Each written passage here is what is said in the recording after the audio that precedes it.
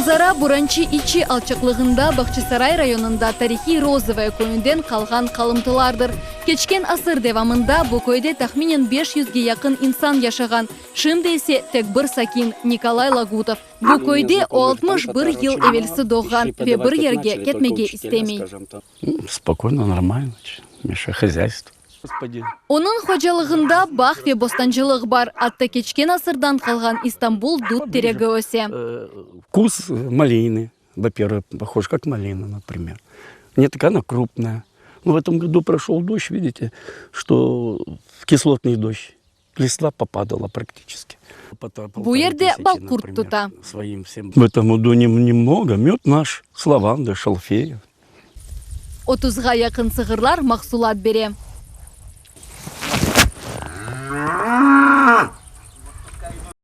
Сабадан муизли сыгырлар кораны йыкты ве бостанга кирдилер. Николай оларны эски жамиге капатмага мечбур болду. Бу исе жамиден калган тек диварларыдыр. Я застал еще, когда здесь и хранились книги, в смысле все записи были, чердаки были, как уже валилось, конечно, все. Ну а что же, мне еще лет 7, наверное, было. Документы все татарские лежали на 2-м ярусе, там на чердаке на самом. Вот. Ну это же по-арабски было написано. А куда они делись, я не помню. Наверное, может, забрали ж люди.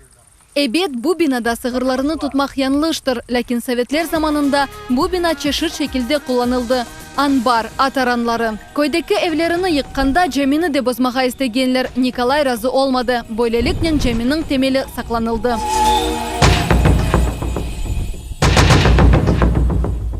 Вот если бы не было меня, и не было ни камня здесь. Это я говорю правда. А что тут не держали? Женктен эвел розовая көйү казбели оларак танылган. Бу көйдө казбелилер яшаган. Жемиден гайры көйдө башлангыч мектеп олган. Шымды бу мектеп яда медресе акында эч кимсе малумат билдирип бола алмай. Сүргүнлүктен соң 4 ел девамында көй бош калган. Николайнын ана бабалары 48 сенеси көчүрүлүү программасы боюнча келгенлер. Оларга жеми янындагы эвни айрылганлар. Бир кач кере диварларыны деныштырдылар. Бир кере эсе дамы даянды. Янындан эсе гайрыдан курмага мечбур олганлар. Бу эвде яшаганлар сүргүнлүктен соң зиярет этип, эски эвнин тек темеллерин көрдүлөр. Ну, к нам приезжали вот наши, мы считали родственниками. Мама у меня гостеприимная, она напоит, накормит, что есть, короче. Ну, они там гостиницы привезут, дыня, арбуз там. Биринчи Корушов Крым татарларга дайызын олмаганда олуп кечти. Приезжали татары, тут же милиция и сельсовет приезжали, когда еще запрещено было. В гости они приезжали. Тут же приезжали, батю теребили за это все. Почему к тебе ездят? Чуть не враг народа. Комшу эвде onun туфганы Юлия яшай. Здравствуйте. Проходите. Последнее время, полгода я здесь живу. Муж приезжает ко мне после работы. И выращиваем огород. Помидорчики, огурчики, картошка. И также куры, утки. Зато экологическая, чистая и для себя. Эвеллері Юлия Акайы Владимирнен берабер мында Бахчысарайдан дачаға келген кыбы келген еділер. Ал азырда эсе тамамы эле көчтүлөр. Заразили меня вирусом гепатита С. Я сейчас нахожусь 5 месяцев на лечении. Я приехала сюда, чтобы побороться с этой болячкой. Воздух, все экологически чистое, химии нельзя, ничего такого нельзя.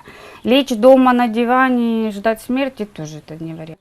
Юлия де айны бу көйде осты. Onun көзі өгінде ойледі кечкене көйчік бутунлей yok oldu. При своей памяти помню 6 домов.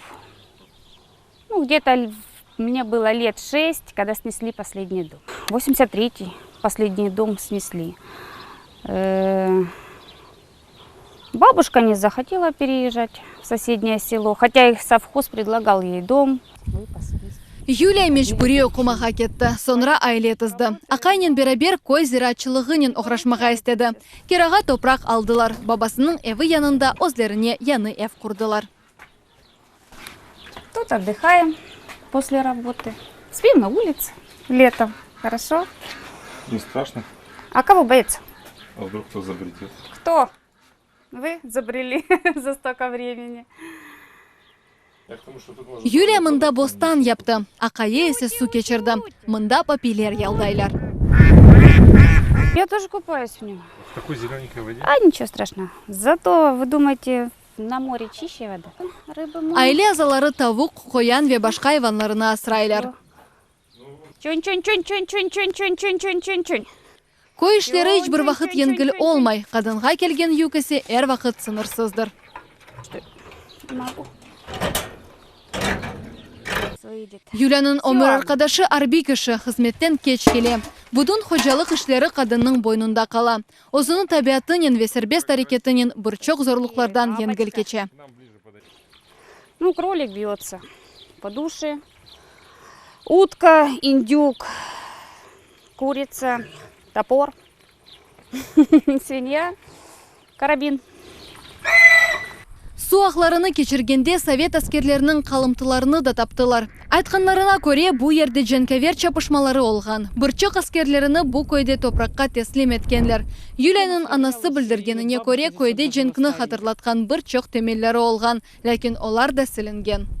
Ну и мы, вот я помню, мы ходили маленькие патроны, собирали каски.